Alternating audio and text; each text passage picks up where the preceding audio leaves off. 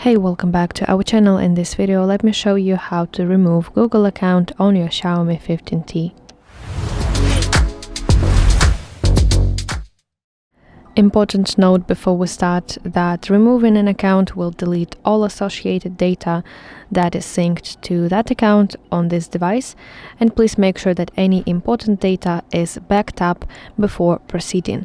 So let's open settings, and you have to scroll to Google section right here and go to a specific Google account that you wish to remove, like this, and select Manage Accounts on this device, and this will redirect you to this account and sync page.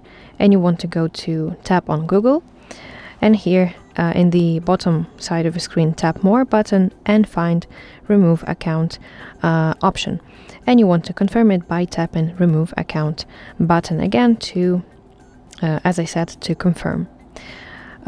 So that's it. Now your Google account will be removed from your Xiaomi 15T.